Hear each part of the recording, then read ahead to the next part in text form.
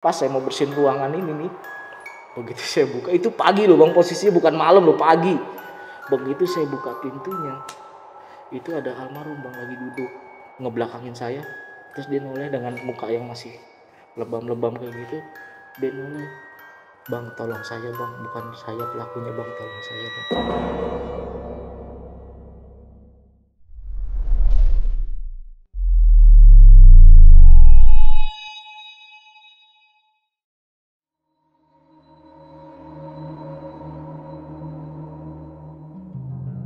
Assalamualaikum warahmatullahi wabarakatuh. Kembali lagi bareng gue Adit di Lentera Malam. Dan di sebelah gue nih udah ada narasumber yang spesial, karena dia akan bercerita tentang pengalaman mistisnya ketika dia sering terlibat dengan dunia kepolisian. Kita sapa dulu aja narasumbernya, udah di sebelah gue.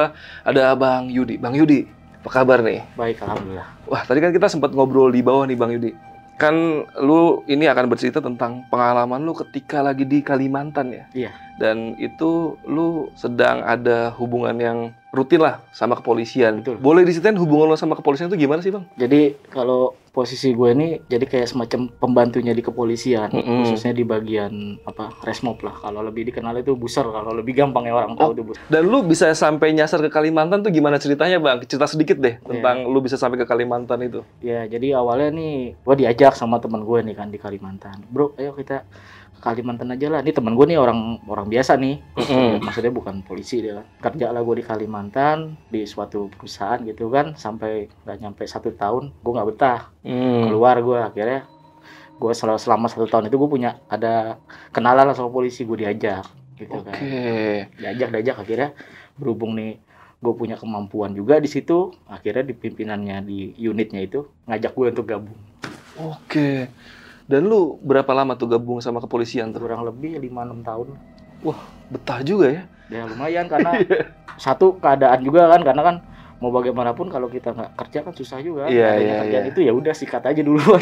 Apalagi lu udah merantau ke sana ya. Iya. Lu asli Jakarta padahal. Sebenarnya asli Jawa tapi lahir di Jakarta. Oke, jauh-jauh ke Kalimantan dan akhirnya berkecimpung sama dunia kepolisian. Kalau sekarang masih aktif nggak Bang?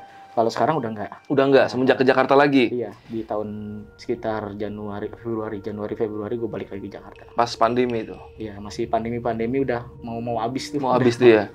Oke. Jadi buat kalian yang penasaran sama cerita lengkap dari Bang Yudi selama dia bertugas di Kalimantan, simak terus podcast ini sampai habis. Tapi sebelum itu gue mau infoin dulu nih buat kalian yang pengen jadi narasumber seperti Bang Yudi yang ada di sebelah gue.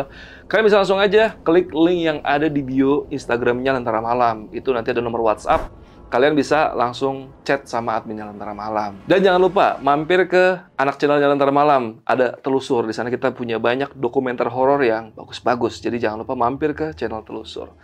Oke Bang Yudi, udah siap nih buat cerita malam ini nih? Siap. Oke, nggak usah lama-lama lagi.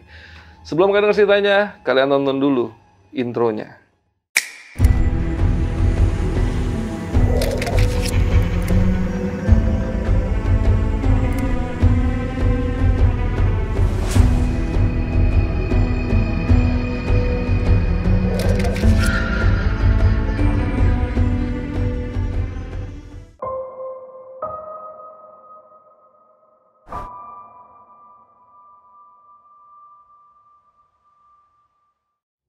Awal mula kejadian itu di tahun 2017 ya, bulan Juli kalau nggak salah, sekitar Juli itu kejadian di hari Jumat.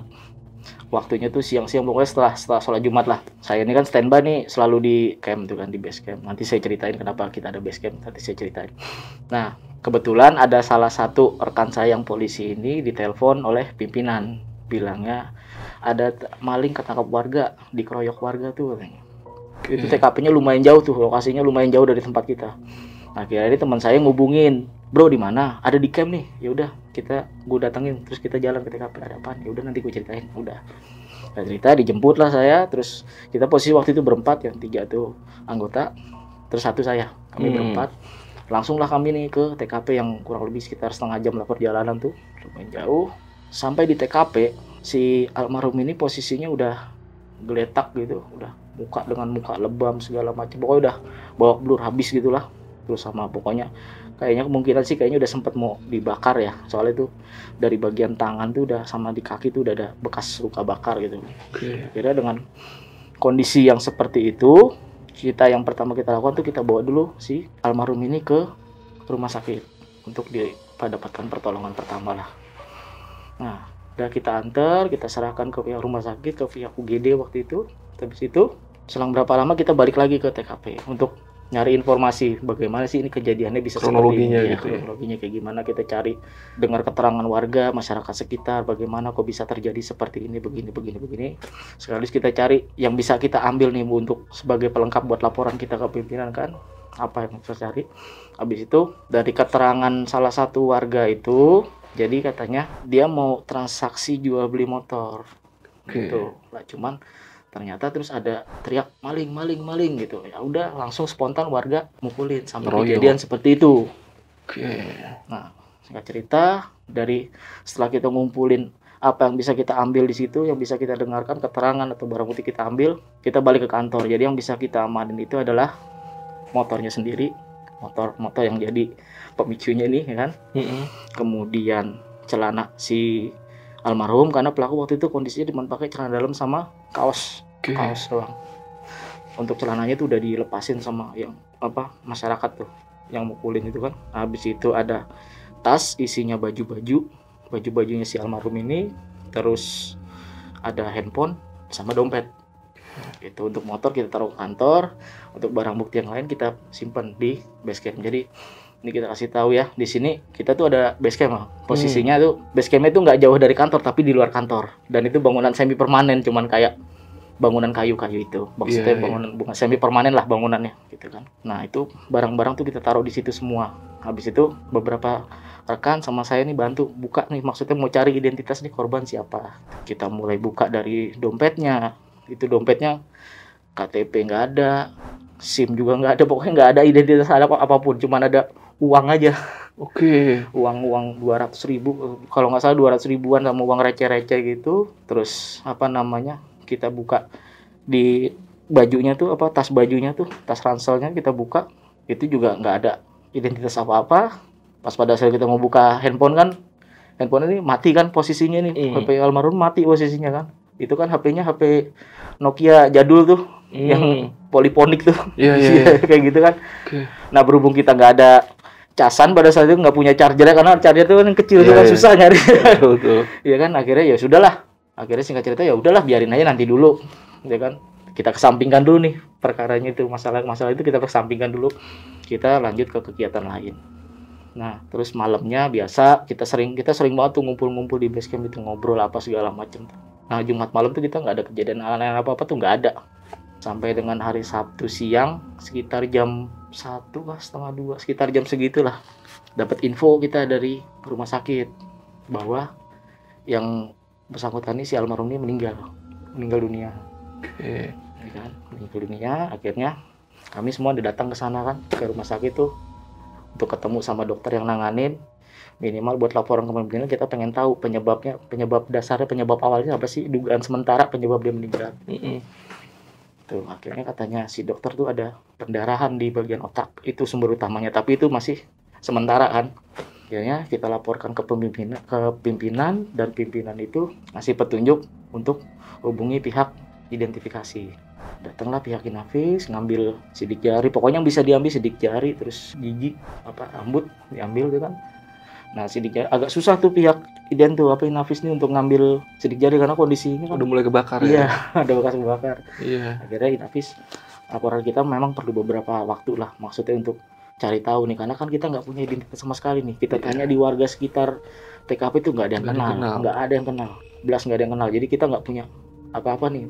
Nih jenazahnya ada, orangnya ada, tapi kita nggak tahu dia siapa kan, kayak gitu kan.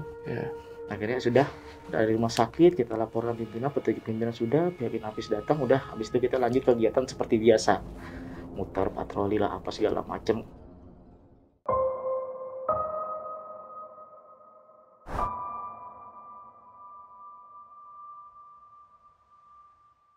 Nah, sampai dengan malamnya itu biasa kita ngobrol di camp itu, ngobrol biasa saja, segala macam lah, ngobrol sampai itu ada keanehan tuh mulai terjadi, Bang.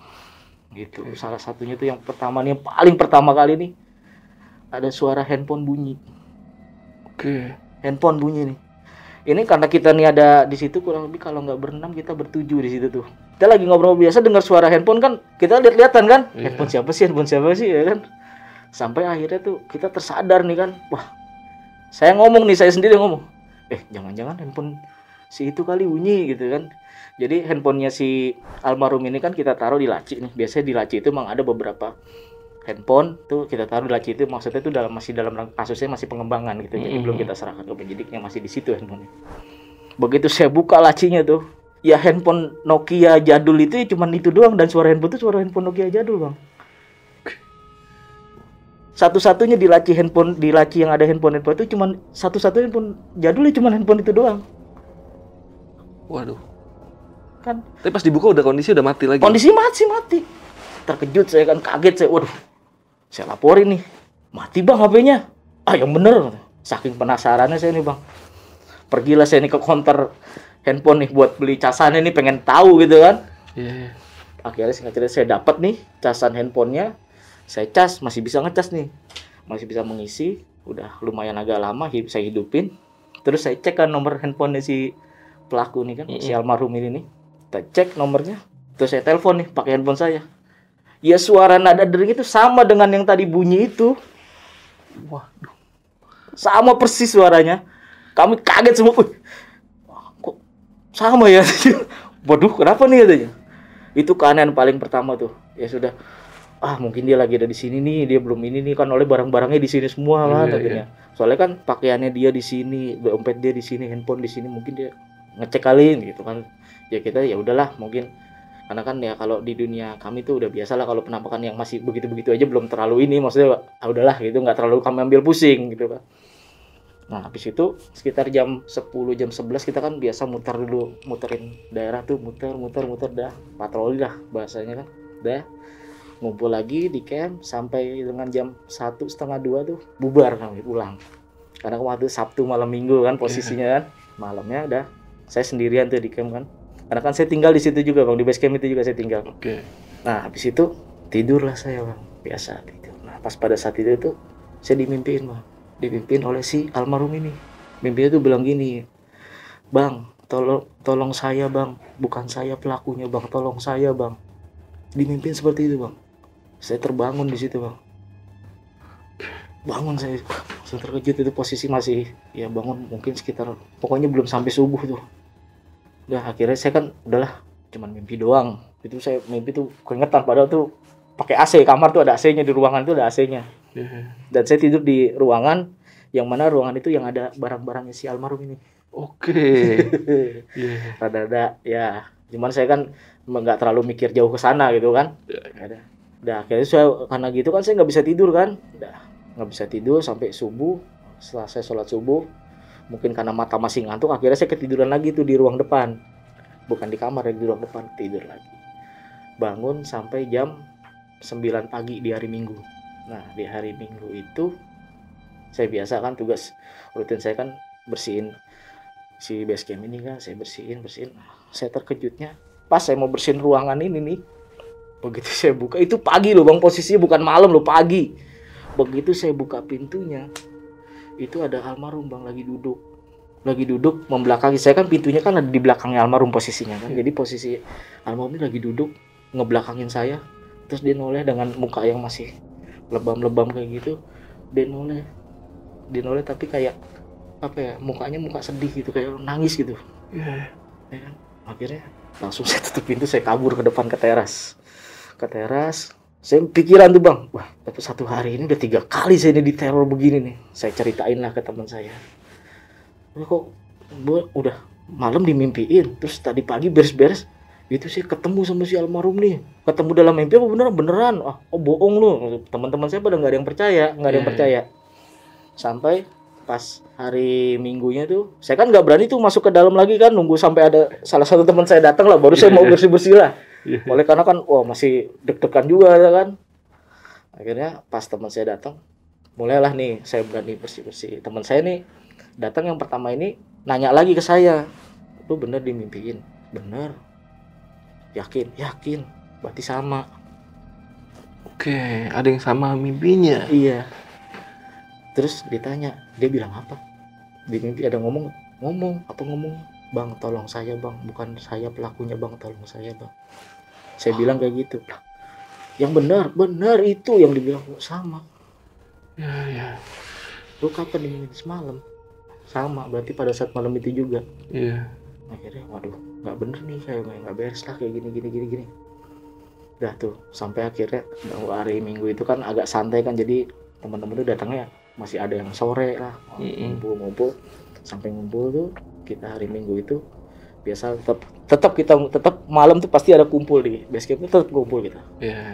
Ngobrol cerita saya termasuk didukung sama teman saya nih. Tadi kan mereka pada nggak percaya nih, karena ada teman saya nih, ya pimpinan saya itu agak kepercaya di situ kan. Wah kok gini ya, kau gini ya, begini. Waduh nggak jelas nih, mulai nggak jelas nih kan kayak gitu kan. Nah, habis itu ya udah pimpinan saya bilang gini nih, pimpinan di unit besar nih bilang begini, ya udah biar besok saya ngadep ke pimpinan, gimana nanti petunjuknya beliau bagaimana.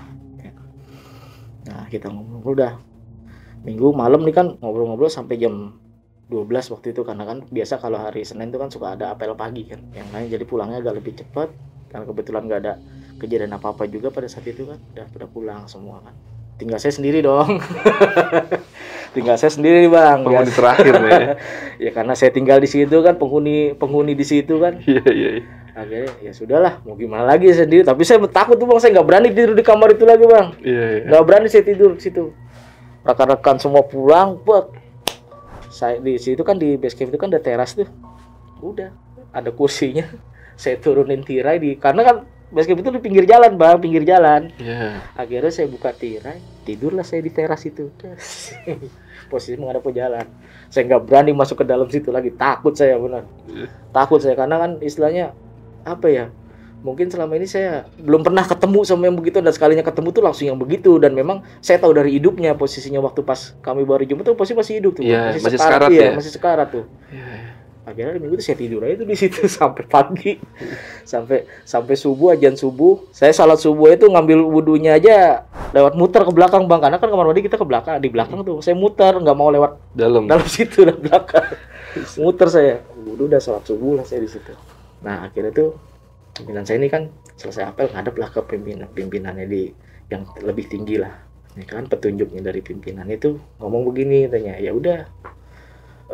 Ini aja pokoknya kasusnya nih harus dituntasin, cuman kan kita harus nunggu data dari pihak yang terkait kan, biar terang nih kasusnya gitu kan, karena kan menurut pimpinan kami ini kan untuk pengeroyokannya kan pelakunya udah ada nih, udah tertangkap, maksudnya udah ada nih, karena kan itu kan bukan kewenangan kami kan, dari pihak penyidikan yang menyatakan oh ini bisa pelakunya gitu kan, udah tertangkap, tinggal masalah kasus pencuriannya nih. Cuman kan pencuriannya kita nggak tahu nih mau mulai dari mana. Gitu kan, CCTV nggak ada di situ kan, keterangan warga yang mengarah ke pencurian motor ini juga minim kan. Akhirnya kita tetap nunggu nih sampai dari pihak terkait itu ngasih informasi tersangka nih si ini loh, gitu loh. Dari pimpinan kami itu nyampaikan lah ke kita ini, termasuk ke saya di base camp tuh pas waktu sore itu datang ke base camp hari Senin tuh, ngasih tahu ke kita harus nunggu begini dari pihak terkait kalau tersangkain si almarhum ini siapa, biar terang kasusnya. Akhirnya ya alhamdulillahnya nih pas sore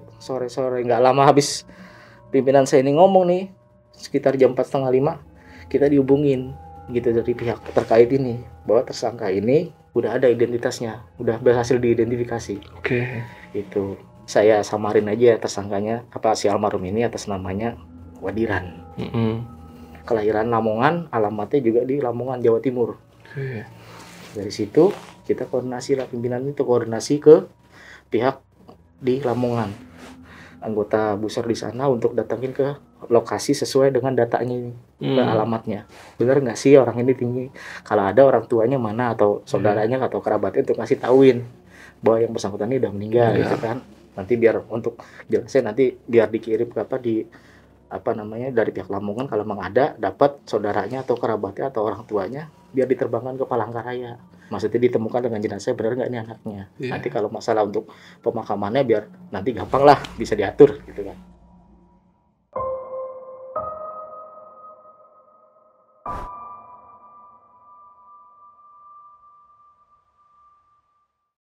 Singkat cerita, pihak Lamongan nih Datanglah ke alamat sesuai dengan identitas si almarhum ini. Sekalinya begitu sampai di sana ngobrol-ngobrol, mungkin mencari informasi segala macam.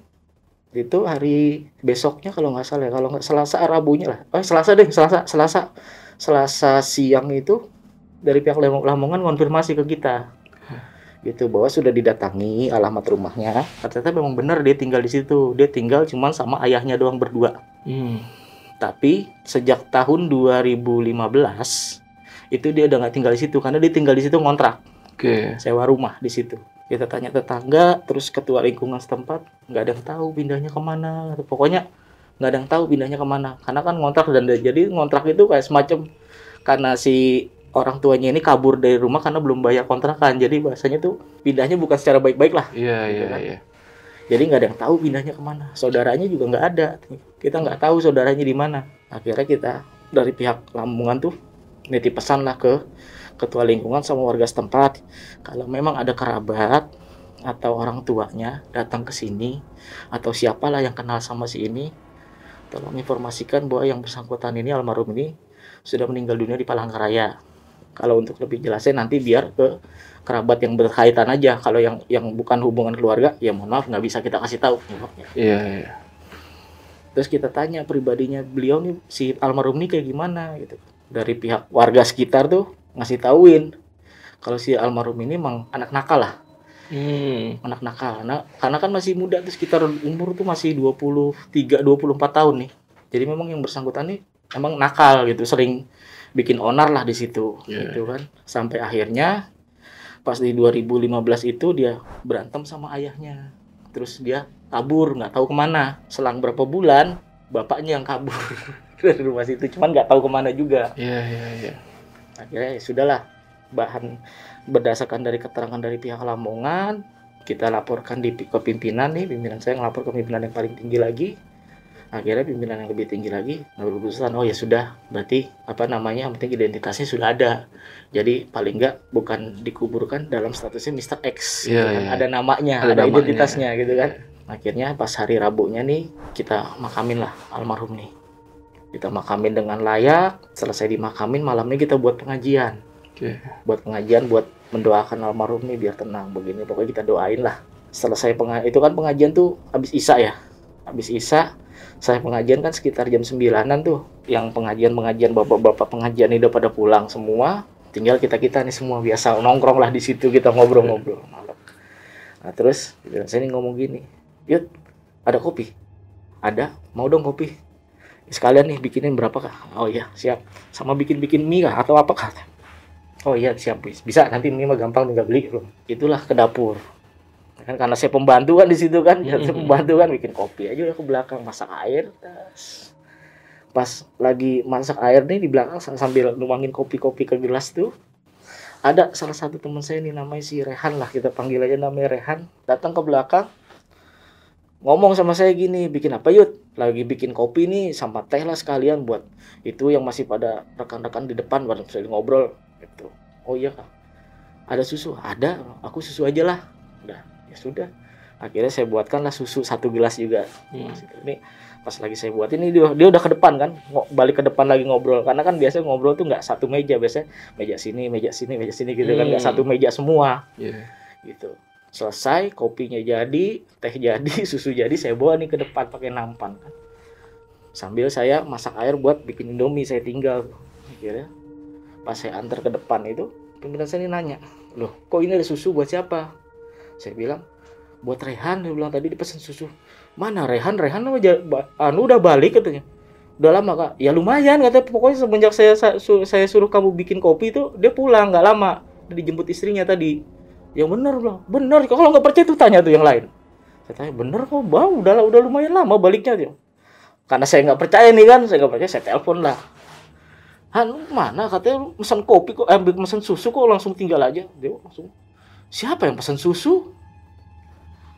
Ya, tadi lu kayak ke belakang, mana ada yang ke belakang katanya. Lah, ini saya di jalan nih baru sampai depan rumah. Saya mau jemput anak saya, mau diantar ke rumah sakit, anak saya sakit. Jadi saya mau istri saya nih, mau jemput anak saya sama mertua mau ke rumah sakit. Saya nggak ada ke belakang, yang bener tuh. Mau sumpah apakah berani saya bilang saya nggak ada ke belakang. Langsung kaget saya kan, langsung saya matiin telepon itu.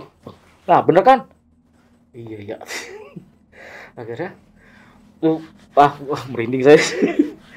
Akhirnya pas udah itu langsung kan saya, iya kok bisa ya. Nah akhirnya saya kasih tahu, iya nih nggak ada dia nggak ke belakang. Iya kamu saya bilangin nggak percaya. Tapi kok masih kan udah di ngajiin ya. Kok masih ada ya? Iya pimpinan saya ngomong gini. Iya kok bisa ya? Padahal kan yang kasus pengeroyokannya udah selesai, maksudnya udah terungkap nih pelakunya. Terus jenazah si almarhum nih sudah teridentifikasi namanya si ini. Terus Dikuburin dengan layak juga. Dengan layak juga. Kok masih meneror kita ya katanya, menghantui kita ya, kenapa ya? Ya saya ngomong begini, mungkin gini nih. Selama ini kan dia kalau menghantui saya ini, dia kan selalu ngomong tolong Pak, bukan saya pelakunya Pak, tolong saya Pak. Dia selalu ngomong gitu. Mungkin kasus yang pencurian motornya ini nih yang belum ini kali, minta diselesain juga kali gitu kan. Oh bisa jadi, saya bilang gitu. Nah akhirnya ada teman saya juga nih cerita, kemarin saya baru didatengin sama dia katanya. Bukan dia yang datengin saya yang datengin dia. Terus bilang, saya nanya, ditangin gimana? Iya kemarin kan kita pulang tuh. Pulang jam 12, saya kan habis jam 12 saya pulang tuh kan saya beli makan dulu. Habis beli makan terus ketemu teman, ya sekitar 1:30 lah saya pulang. Saya lagi di lampu merah, saya naik mobil, berhentilah saya di bagian paling kiri. Saya ngelihat almarhum tuh di sebelah kanan jalan lagi duduk di trotoar pertengahan jalan. Antara jalur yang kesini sama jalur tengah sana kan ada trotoar itu tengah tuh kan, median jalan tuh. Dia duduk di situ, duduk biasa gitu aja dulu sambil nunduk. Saya pikir kan pengemis. Akhirnya ya sudah saya nengok ke kiri, ini kan maksudnya mau nyari uang kecil, uang receh mau ngasih kan. Kasihan udah 1:30 kok masih nongkrong di situ. Pas saya lagi begini ngambil duit, nengok lagi udah nggak ada. Sampai saya buka kaca saya nengok nggak ada, orang sekencang-kencangnya lari. Apa sih kalau emang dia mau ini kan? Iya. Ada. Akhirnya ya udah saya tancap gas aja. Waduh, masih begini ya. Udahlah. Pokoknya pimpinan saya ngarin, pokoknya gimana caranya, pokoknya harus diselesaikan nih, soalnya kita nggak tenang juga kalau kerja begini kan, maksudnya ada yang diteror begini, ada yang teror begini, terus kita nggak bisa kerja, nggak bisa fokus, khususnya saya karena saya yang tinggal di situ di base camp ya. Khususnya saya kasihan si Yudi udah tinggal di base camp sendirian, diteror begitu terus, apa nggak lama-lama gila nanti dia katanya. Akhirnya ini ada titik terang pas hari Sabtu, pada hari itu tuh Sabtu. Jadi kan Sabtu ini ada saudaranya si korban pencurian motor nih. Jadi kan yang transaksi pencurian motor ini adalah saudaranya korban nih. Saudaranya korban yang mau transaksi motor. Habis itu ngasih informasi bahwa si saudaranya korban ini melihat Facebooknya si almarhum ini ada foto orang yang dia kenal pada saat itu kelihatannya ada sama si almarhum ini. Kelihatannya ya, baru kelihatannya nih.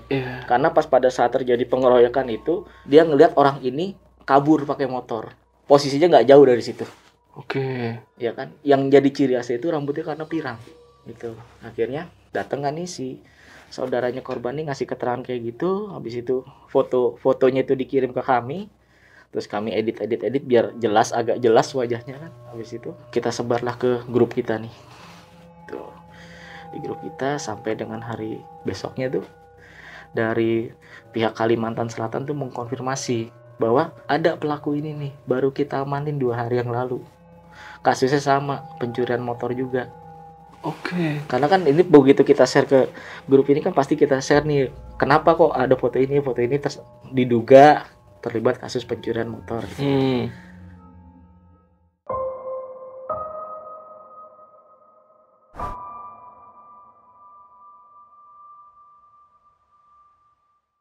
Begitu dapat informasi itu kan, langsunglah kita berangkat ke Kalimantan Selatan. Sampai di Kalimantan Selatan, kita ketemu sama pimpinannya di sana. Terus kita temuin nih si yang kami duga pelaku ini kan. Kita tunjukin lah foto motor itu. Kamu ngambil nggak motor yang di sini nih? Terus langsunglah dia bilang pada situ, iya Pak saya ngambil. Habis itu motornya kemana? Saya kasih ke almarhum untuk dijual.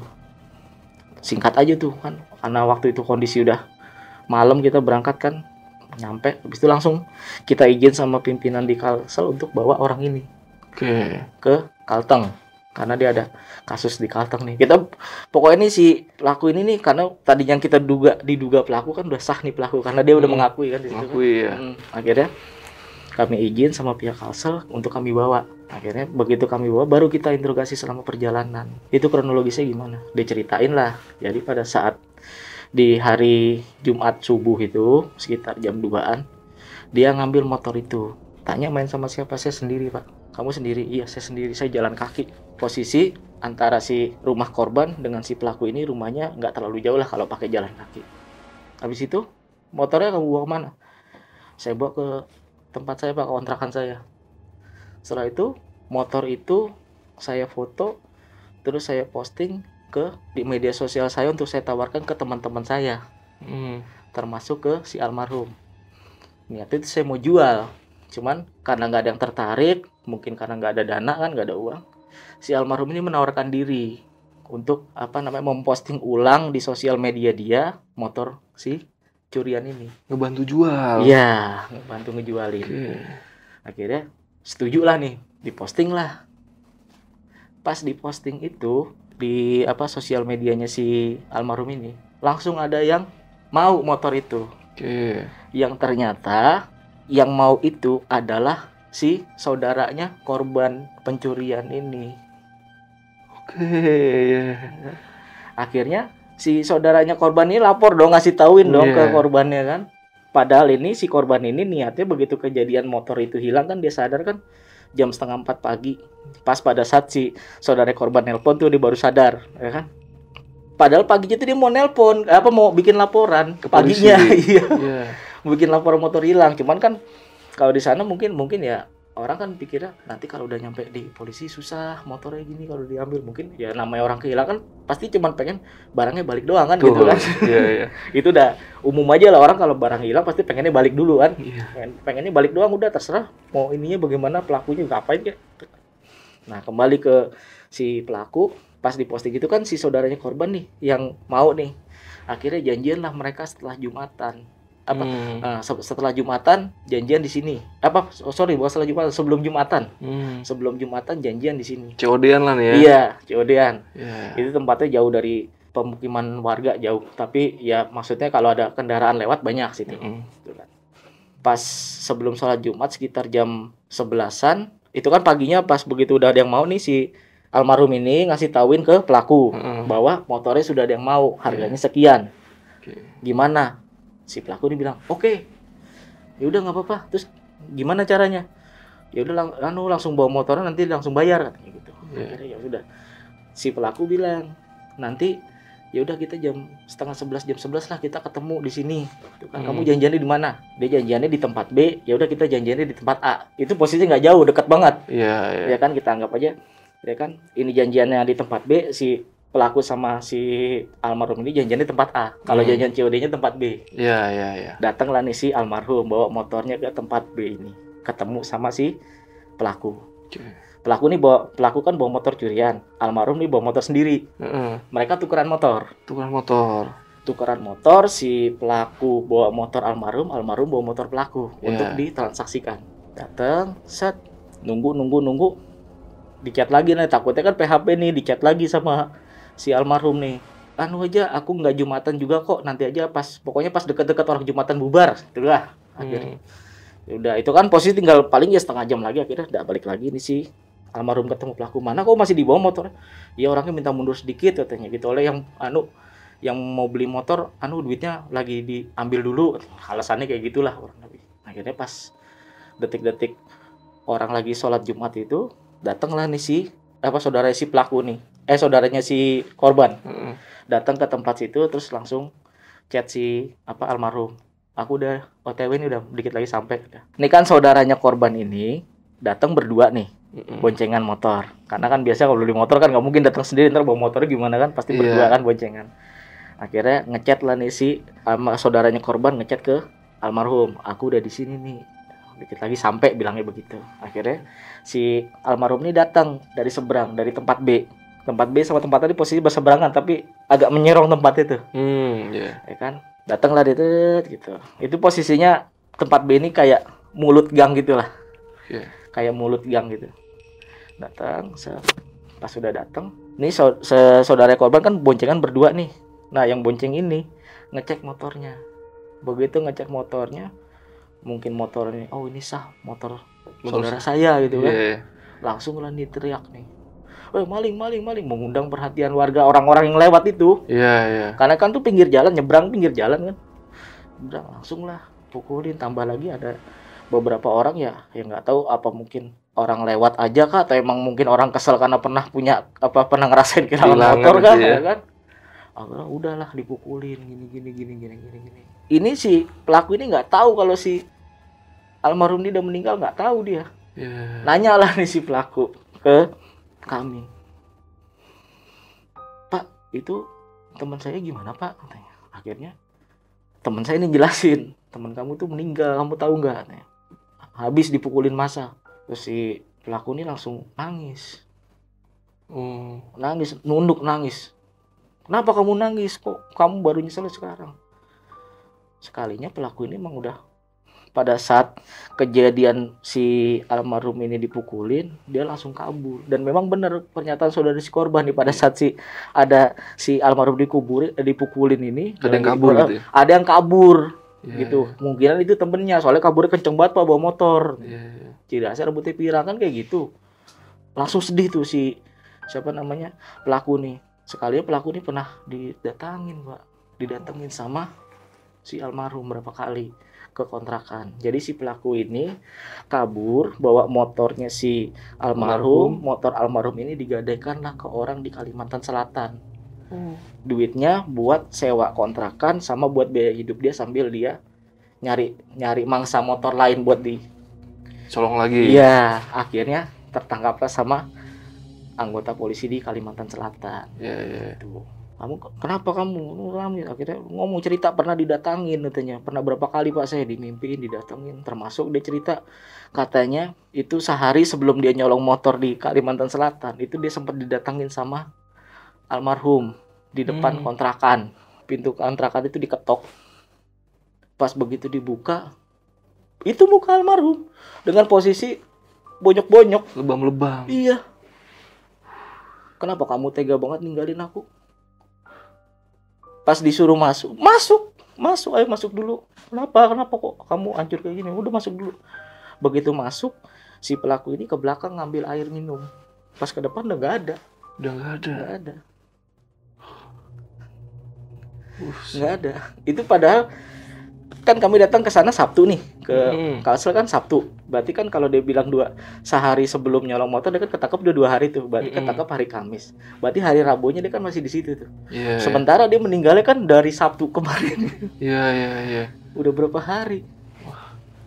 Gokil. Terus habis itu gimana tuh kelanjutannya? Habis itu nggak ada nih Pak, teman saya hilang katanya gitu. Langsung saya keluar dari rumah situ, udah dikontrakan, saya nggak berani tinggal di situ sampai pagi. Akhirnya pagi saya di warnet katanya. Main warnet, habis itu saya ngeliat lah ada motor yang bisa saya colong, saya ambil. Jadi udah saya ambil, tapi tertangkap. Ketangkap dia. Dan pelaku ini memang residivis sudah berapa kali. Udah pernah ketangkap beberapa kali. Dengan kasus yang sama. Wah, iya. Dengan kasus yang sama. Iya. Dan dia selalu main sendiri. Dia nggak pernah bawa orang. Iya. Nggak pernah bawa temen. Dan gue masih penasaran nih, Bang Yudi. Ini kan berarti si almarhum ini bukan yang nyuri motornya ya? Bukan. Dan itu dapat data nggak? Dia itu memang penadah atau apa gitu, si almarhum ini? Iya, sebenarnya kalau misalnya dikaitkan, dia ada. Maksudnya ada pasalnya. Dia penadah kan, pasalnya kan 480-nya ada. Itu kan karena dia kan memasarkan barang hasil kejahatan, meskipun dia tidak tahu. Tapi dia tahu nggak sebenarnya si almarhum? Nggak tahu kalau itu motor curian, dia nggak tahu. Soalnya itu ya mungkin ada beberapa lah, kalau misalnya di daerah Kalimantan tuh, beberapa daerah di Kalimantan kalau motor yang nggak ada surat-suratnya udah biasa aja. Iya. Emang sih ada banyak daerah-daerah yang motor bodong itu ya hari-hari memang pada pakai motor bodong begitu. Iya, itu biasa aja. Dan dipikir nih si almarhum pos lagi nggak punya uang kan, ya kan? Mungkin dia lagi terdesak kebutuhan, terus ada barang yang bisa dipasarkan, mana tahu kalau terjual kan dia pasti dapat duit gitu. Iya. Karena emang si pelaku ini menerangkan juga, karena kalau motornya itu laku, nanti kamu dapat 30%, saya 70 karena saya punya motor. Oke. Jadi Ini masuk akal juga sih, karena kalau si almarhum itu tahu motor itu motor curian, pasti tuh dia jualannya secara hati-hati banget tuh. Iya. Nggak main asal posting Facebook terus COD-an di pinggir jalan, di tempat-tempat Terbukti ramai. apa? Terbukti apa pelaku ini begitu motoin motornya terus diposting di Facebooknya dia, Facebook bodong ya, Facebook palsunya dia. Dia cuma nge-share ke beberapa temen yang dia kenal. Oke. Sementara almarhum ke Facebook secara luas. Iya, meskipun tuh Facebook bodong ya, Facebook palsu. Iya, iya, iya. Dan mungkin yang korban yang lagi kehilangan motor lagi nyari-nyari juga nih di internet. Saudaranya ya? Jadi, nyari. jadi begitu motornya hilang, kan dia nyadarin motor hilang tuh. Heeh. Dia nelpon saudaranya korban ini, akhirnya dia iseng lah buka-buka Facebook. Karena kebetulan dia lagi nyari barang apa saya lupa. Pokoknya dia lagi nyari barang lah di Facebook. Dapatlah foto motor itu. Di subuh-subuh tuh. Ya, jadi sebenarnya nggak lama motor ketemu itu, nggak lama dari habis dicuri itu langsung diposting, nggak lama. Uset, ya. Dan terus itu gimana tuh? Setelah si pelaku yang pencurian si rambut pirang ini ketangkap, itu gimana tuh? Begitu si rambut pirang ini ketangkap, udah nih kami bawa ke Kalimantan Tengah ya. Sampai di Kalimantan Tengah, kami serahkan ke penyidiknya kan. Kami serahkan ke penyidiknya, terus diperiksa sama penyidiknya. Habis itu paginya kami jemput. Kami jemput untuk kami bawa ke makamnya almarhum. Oke. Saya suruh minta maaf. Oke. Karena jujur aja, dengan didatengin sama si almarhum ini kami kondisi dibilang takut ya takut, meskipun nggak seberapa takut, tapi kan kita jadi terganggu nggak bisa kerja. Iya. Akhirnya sama kami ini kami jemput, kami bawa ke pemakaman almarhum. Saya bilang suruh minta maaf, kamu ngaji dulu depan sana, depan almarhum. Itu pelaku nangis. Nangis dia. Nangis. Dia bukan menyesali perbuatan karena nyolong motor, dia nyesali itu karena temannya meninggal dan karena gara-gara dia meninggalnya. Iya. Dia merasa bersalah karena terbukti dia juga dihantui juga kan sama si almarhum ini kan. Dan ngomongnya juga, kenapa kamu tega banget sama aku, ninggalin aku? Iya. Karena dia kan kabur. Wah, iya kayak gitu. Akhirnya udah ngaji, doa, terus ngaji di makamnya almarhum itu. Habis itu kami bawa lagi ke penyidiknya.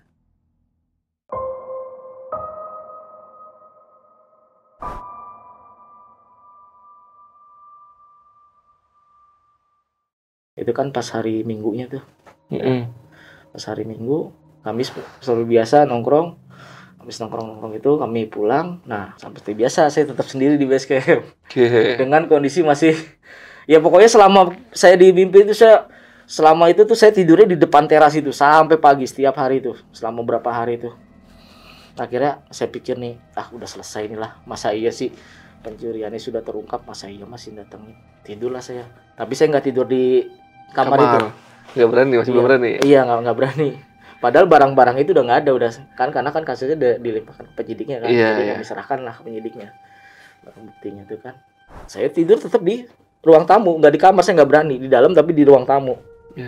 Saya tidur, saya dimimpiin sama almarhum nih. Masih dimimpiin, tapi kondisinya tuh mukanya udah bersih. Udah bersih. Dia pakai jubah putih, tetap posisinya membelakangi saya dan dia tersenyum. Habis itu hilang. Nggak ngucap apa-apa? Enggak. Dia cuma tersenyum. Ya mungkin senyumannya itu nganggap ucapan terima kasih. Terima kasih gitu ya. Wah. Dan sempat tanya ke teman yang lain nggak, ada yang mimpin lagi nggak? Ada. Ada juga? Ada. Siapa tuh Bang yang dimimpin? Ya sama teman saya, pokoknya kan kami berempat ke sana. Iya. 3 orang yang polisinya, 1 orang saya. Ya pokoknya kami yang sering dimimpiin atau sering ditampakin oleh si almarhum ini cuman kami berempat aja, nggak ada yang lain. Dari 9 orang, 10 sama saya ini cuman kami berempat orang. Berempat doang yang sering didatengin, ini berempat ini aja, nggak ada yang lain. Makanya kalau ngurusin kasus dia sigap gitu ya, cepat kesana sini gitu ya. Karena saya merasa nggak tenang kan, kondisi nggak tenang gitu. Gimana sih kok, maksudnya waktu pas tersangka pengeroyokannya udah diamanin, udah bisa diamanin, masih datang, ya kan?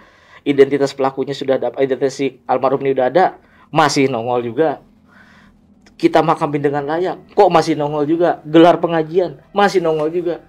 Sampai akhirnya pencuriannya terungkap, pelaku sebenarnya siapa, barulah saya terakhir itu dimimpin sama almarhum itu.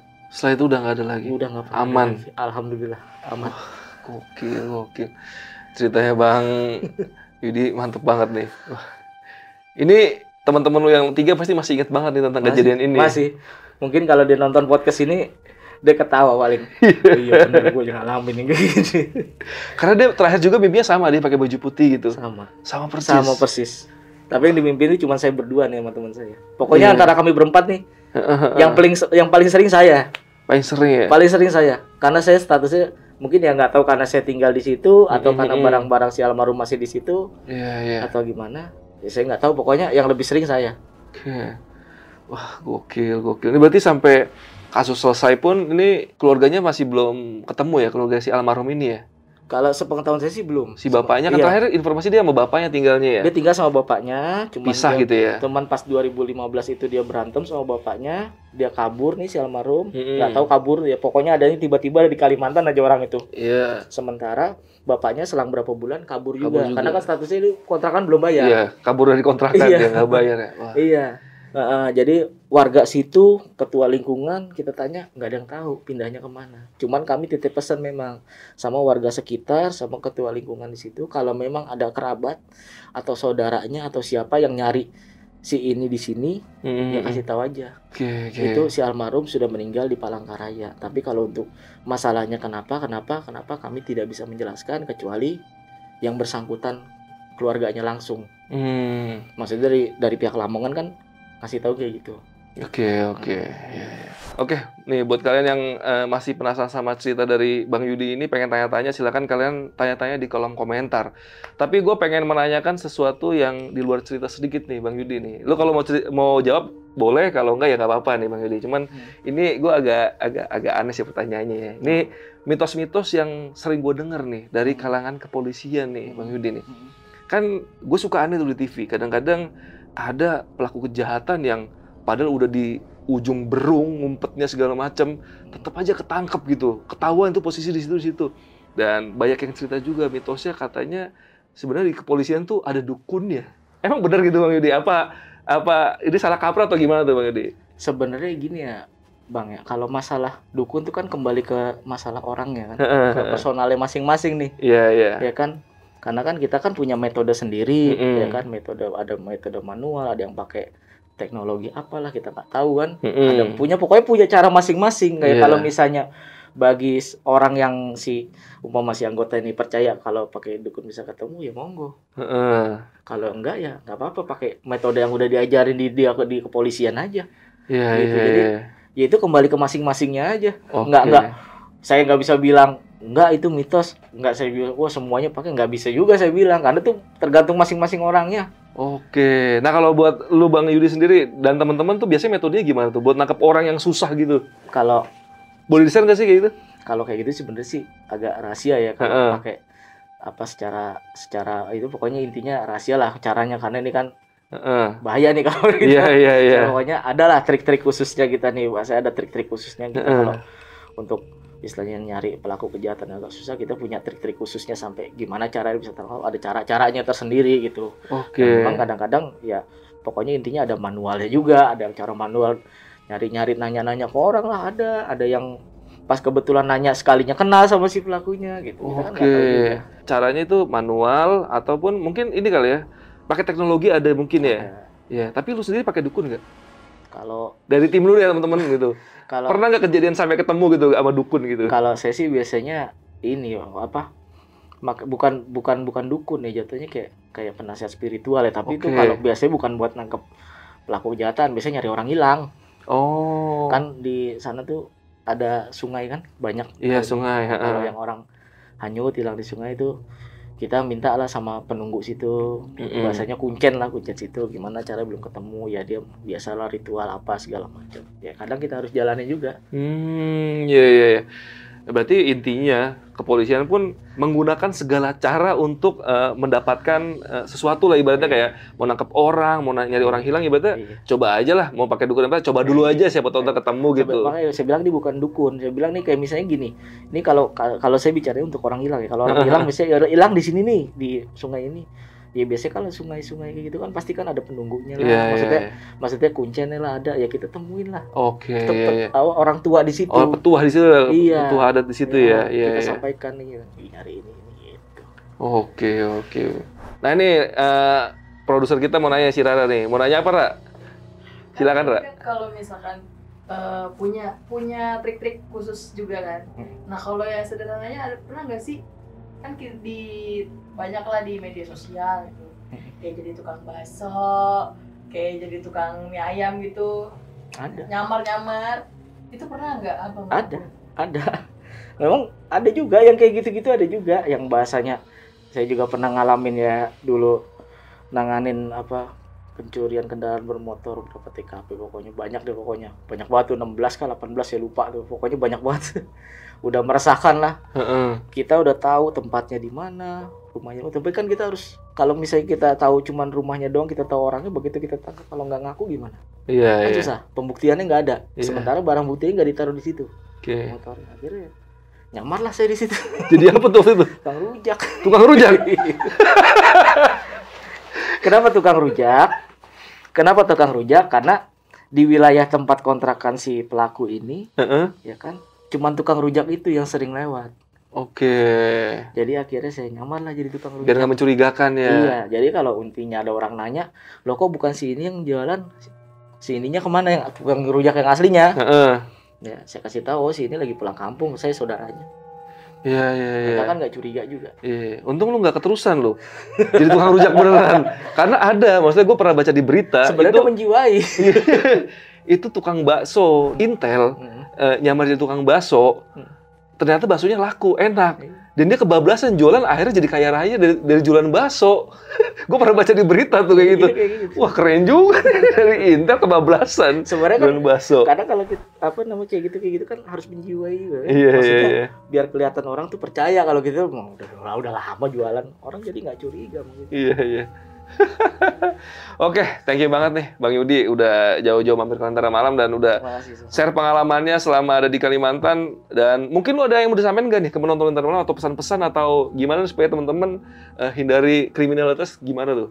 Atau gimana, ada pesan-pesan dari lu deh? Ya pokoknya buat teman-teman Lentera Malam ya, kalau misalnya jadi korban, pokoknya korban apalah, korban pencurian kah itu, atau korban apalah, pencurian atau segala macam dan sejenisnya ya, itu cobalah, maksudnya jangan langsung begitu dapat umpama barang itu dia dapat, jangan langsung main hakim sendiri, karena kan kejadian kayak gitu.